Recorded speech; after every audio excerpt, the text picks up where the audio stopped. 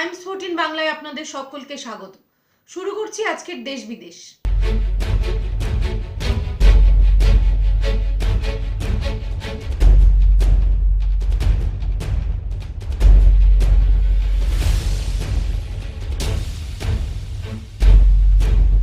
টেক্সাসের ভয়াবহ বিপর্যয় খতিয়ে দেখতে যাচ্ছেন প্রেসিডেন্ট জো বাইডেন।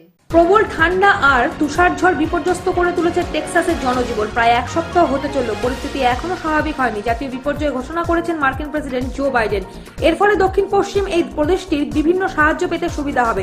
বিপর্যয় মোকাবিলা দল দিনরাত কাজ করেও খুব একটা সুরাহা করতে পারেনি। সাধারণত মেক্সিকো উপসাগরীয় অঞ্চলে অবস্থিত বলে টেক্সাসের তাপমাত্রা খুব একটা নিচে নামে না, কিন্তু এরকম তুষারঝড় আর ঠান্ডা টেক্সাসবাসীর কাছে অবাক করার মতো ব্যাপার। আবহাওয়া দপ্তর জানিয়েছে আগামী কয়েকদিন পরিস্থিতি এরকমই থাকবে। পানীয় জল নেই, বিদ্যুৎ নেই, কাজ করছে না পাম্পিং স্টেশনগুলো। বাসিন্দাদের জল ফুটিয়ে খাওয়ার পরামর্শ দিয়েছে প্রশাসন। যে কোনো সময় পুনরায় প্রবল তুষারঝড় আসতে পারে।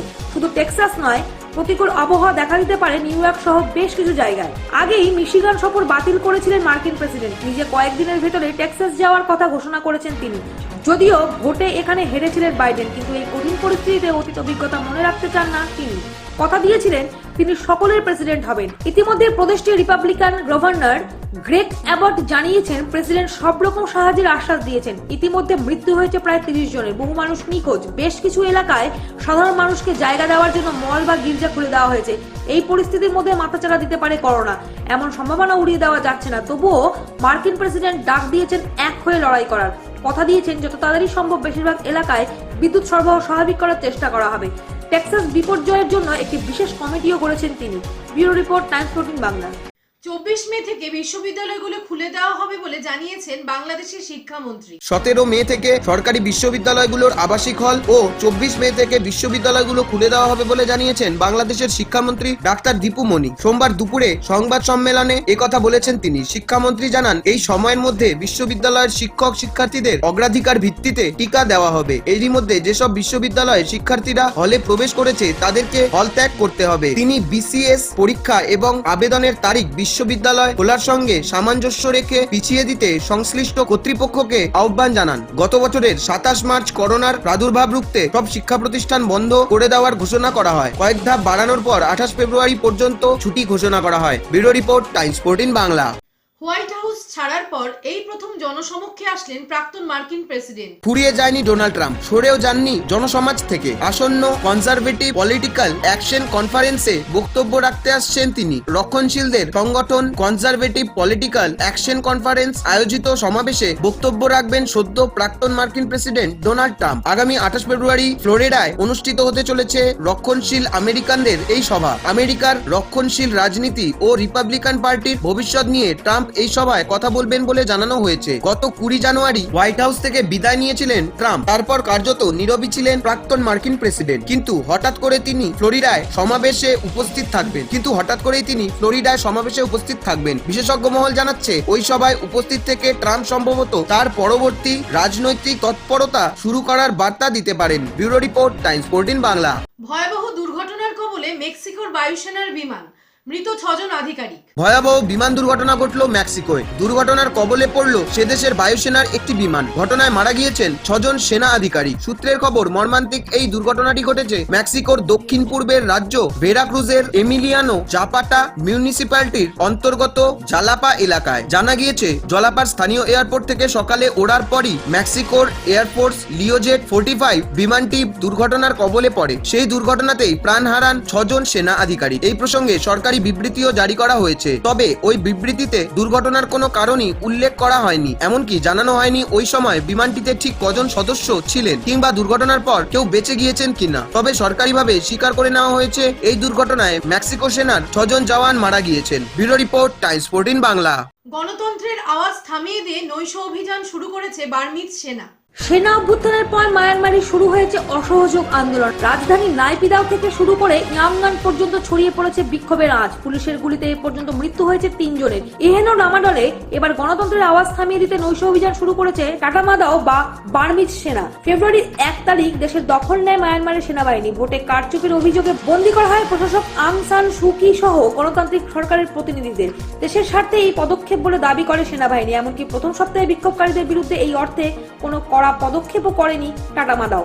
সূত্রের খবর, দেশটির সেনাপ্রধান মিন আং হ্লাইং ও তার সামরিক আধিকারিকরা মনে করেছিলেন শুরু থেকেই সেনা শাসনে অভ্যস্ত মায়ানমারের জনতা, তাই প্রাথমিক উত্তেজনা ও প্রতিবাদ কেটে গেলে পরিস্থিতি স্বাভাবিক হয়ে যাবে, কিন্তু বাস্তবে এর বিপরীতে দাঁড়িয়েছে ঘটনাবলী। 1988 ও 2008 সালে সামরিক জুনটার বিরুদ্ধে হওয়ায় আন্দোলনের চাইতেও বড় আকার নিয়েছে এবারের বিক্ষোভ। স্কুল কলেজের ছাত্র থেকে শুরু করে আমলা ও পুলিশের একাংশ রীতিমতো অসহযোগ আন্দোলন শুরু করেছে। এবার সেই প্রতিবাদ থামাতে রাতের অন্ধকারে লাগাতার অভিযান শুরু করেছে বার্মিজ সেনা। Bureau report, Times 14 Bangla. Depsang থেকে চীনের সেনা সরানো নিয়ে 16 ঘন্টার বৈঠকে কড়া বার্তা দিল ভারত। প্যাংগং হ্রদ খালি হতেই এবার দেবসাং থেকে চীনা বাহিনীকে সরাতে উদ্যত হলো ভারত। শনিবার সকাল থেকে রাত 2টো পর্যন্ত দুই দেশের সেনা স্তরে দীর্ঘ 16 ঘন্টার বৈঠক হয়েছে। সেখানে দেবসাং, গোগরা এবং উষ্ণ প্রস্রবণ এলাকা থেকে সম্পূর্ণভাবে বাহিনী প্রত্যাহার করতে হবে বলে চীনকে জানিয়েছে ভারত। প্যাংগং হ্রদের তীর থেকে লাল ফৌজিকে সরে যাওয়ার 48 ঘন্টার মধ্যে দেবসাং নিয়ে বৈঠক হবে বলে আগেই ঠিক হয়েছিল। সেই মতো শনিবার সকাল 10টা থেকে বৈঠক শুরু হয়। তাতে ভারতের তরফে নেতৃত্ব দেন লে 24 কর্পসের commander lieutenant general PJK Menon. চীনের তরফে ছিলেন দক্ষিণ সিনজিয়াং প্রদেশের commander major general Liu Lin. সেনা সূত্রে খবর, লাদাখ সীমান্তের স্থিতাবস্থা ফিরিয়ে আনার লক্ষ্যে দুই পক্ষই একমত। তবে দেবসাং, গোগরা এবং উষ্ণ প্রস্রবণ এলাকা থেকে চীনা বাহিনীকে সরানো নিয়ে এখনো কোনো সিদ্ধান্তে আসা যায়নি। দুপক্ষের মধ্যে ফের এক প্রস্ত আলোচনা হতে পারে বলে জানা গিয়েছে। Bureau report, Times 14 Bangla. প্রতিরক্ষা ক্ষেত্রে আত্মনির্ভর হয়ে উঠতে অক্লান্ত পরিশ্রম করছে ভারত, মন্তব্য মোদির। ভারত প্রতিরক্ষা ক্ষেত্রে নিজের জমি আরো শক্ত করছে, যত দিন যাচ্ছে তার প্রমাণ মিলছে। এ কথা দিনের আলোর মতোই পরিষ্কার। পরনির্ভরশীলতা কাটিয়ে উঠে আজ দেশ হয়ে উঠছে স্বনির্ভর। প্রধানমন্ত্রী নরেন্দ্র মোদী তার মিশন মেক ইন ইন্ডিয়ার পথে ধাপে ধাপে এগিয়ে যাচ্ছে। সোমবার মোদী এক ওয়েবিনারে বলেন, সদ্য পেশ করা কেন্দ্রীয় বাজেটে প্রতিরক্ষা খাতের জন্য বরাদ্দ অর্থের কার্যকর বাস্তবায়নের ওপর মোদী বলেন, প্রতিরক্ষা ক্ষেত্রে ভারত বিশ্বের অন্যতম বৃহত্তম আমদানিকারক দেশ। এই প্রসঙ্গে তিনি বলেছেন, ভারত প্রতিরক্ষা ক্ষেত্রে আত্মনির্ভর হয়ে উঠতে নিরলস পরিশ্রম করছে। আজ তার উজ্জ্বল উদাহরণ তেজস লাইট কম্ব্যাট एयरक्राफ्ट। नमस्कार जी। वैसे तो आप सब जानते होंगे कि बजट के बाद भारत सरकार अलग अलग क्षेत्र के लोगों के साथ वेबिनार करके बजट को जल्द से जल्द कैसे इम्प्लीमेंट किया जाए,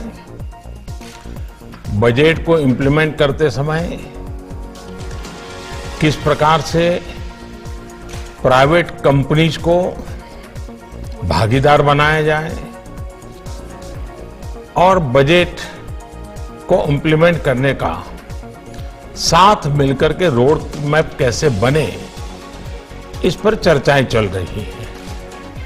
मुझे खुशी है कि आज रक्षा मंत्रालय के वेबिनार में भाग ले रहे सभी पार्टनर्स, स्टेक होल्डर से मिलने का अवसर मिला है।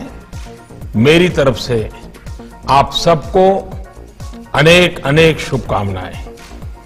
भारत रक्षा क्षेत्र में कैसे आत्मनिर्भर बने, इस संदर्भ में आज का ये संवाद मेरी दृष्टि से बहुत अहम है। बजट के बाद डिफेंस सेक्टर में क्या नई संभावनाएं बनी है, हमारी आगे की दिशा क्या हो, इस बारे में जानकारी और मंथन दोनों जरूरी है। Bureau report, Times 14 Bangla. আন্তর্জাতিক বিমান পরিষেবায় 8টি নতুন নিয়ম, করোনা স্টেইন নিয়ে চিন্তায় স্বাস্থ্য মন্ত্রক। ফের বাড়ছে করোনার প্রকোপ, দৈনিক আক্রান্তের সংখ্যাই বাড়ছে দ্রুত। ইতিমধ্যে কেন্দ্রীয় স্বাস্থ্য মন্ত্রক থেকে এই বিষয়ে সাবধান করা হয়েছে। এবার আন্তর্জাতিক বিমান পরিষেবার জন্য আরো কিছু স্বাস্থ্যবিধি প্রকাশ করলো কেন্দ্রীয় স্বাস্থ্য মন্ত্রক। কোভিড-19 এর দুটি নতুন স্ট্রেনের ইতিমধ্যে সংক্রমণের খবর পাওয়া গিয়েছে, তাই আজ সোমবার থেকে আন্তর্জাতিক বিমান পরিষেবার ক্ষেত্রে স্বাস্থ্যবিধিগুলি মেনে চলার নির্দেশ এসেছে। সোমবার রাত 11:59 থেকে এই স্বাস্থ্যবিধি প্রযোজ্য হবে আন্তর্জাতিক বিমান পরিষেবায়। স্বাস্থ্য মন্ত্রকের পরবর্তী নির্দেশ আসা আসা পর্যন্ত এই নিয়ম মেনে চলতে হবে। নতুন স্বাস্থ্যবিধিগুলি হলো: 1. বিমানে যাত্রার আগে প্রত্যেক আন্তর্জাতিক যাত্রীকে এয়ার সুবিধা পোর্টালে সেলফ ডিক্লারেশন ফর্ম জমা দিতে হবে অনলাইনে। 2. বিমান যাত্রার আগে প্রত্যেককে কোভিডের RT-PCR রিপোর্ট অনলাইনে আপলোড করতে হবে নয়াদিল্লির বিমানবন্দরের পোর্টালে। রিপোর্ট অবশ্যই নেগেটিভ হতে হবে, সেই রিপোর্ট যে বৈধ তাও জানাতে হবে অনলাইনে। 3. যাত্রার 72 ঘন্টা আগে কোভিডের RT-PCR পরীক্ষা করাতে হবে। 4. বিমানবন্দরেও থার্মাল চেকিং হবে, শুধুমাত্র উপসর্গহীনদেরই যাত্রার অনুমতি দেওয়া হবে। 5. তবে শুধু আন্তর্জাতিক বিমান পরিষেবাতেই নয়, বন্দরেও এবং স্থলবন্দরেও স্বাস্থ্যবিধি মেনে চলা হবে। 6. ইংল্যান্ড, দক্ষিণ আফ্রিকা ও ব্রাজিল থেকে আসা যাত্রীদের 14 দিনের জন্য আইসোলেশনে থাকতে হবে, বিমানে করেই তাদের পৌঁছানো হবে আইসোলেশনে। 7.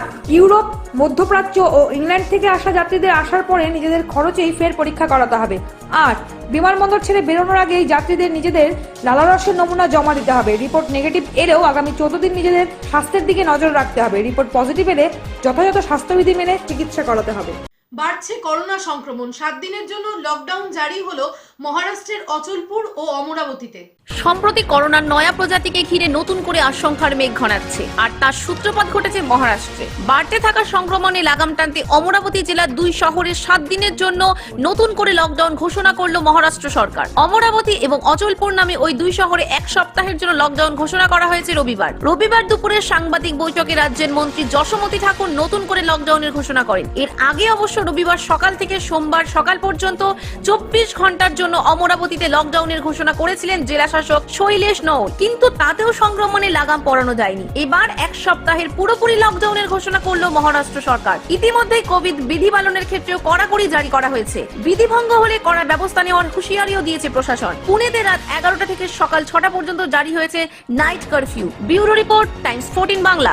ফের কেঁপে উঠত কাশ্মীর, এবারে রেলওয়ে ক্রসিং এর সামনে থেকে উদ্ধার আইইডি বিস্ফোরক। করোনার জন্য প্রায় 11 মাস রেল চলাচল বন্ধ ছিল, সম্প্রতি ফের শুরু হয়েছে রেল চলাচল। এই সময় নাশকতার ছক কষেছিল জঙ্গি সংগঠনগুলি। কাশ্মীরের নৌগাম রেলওয়ে ক্রসিং থেকে আইইডি বিস্ফোরক উদ্ধার করলেন ভারতীয় সেনার জওয়ানরা। ওই এলাকা ঘিরে রেখেছে নিরাপত্তা বাহিনী। আইইডি বিস্ফোরক নিষ্ক্রিয় করেছেন সেনার বোম স্কোয়াডের আধিকারিকরা। শ্রীনগরের পন্থা চৌক নৌগাম মার্গে সোমবার সকালে বিস্ফোরক উদ্ধার হয়েছে। তারপর থেকেই ওই এলাকায় যানবাহনের চলাচলে নিষেধাজ্ঞা জারি করেছে সেনা। কাশ্মীরে প্রায় 11 মাস রেল পরিষেবা বন্ধ ছিল।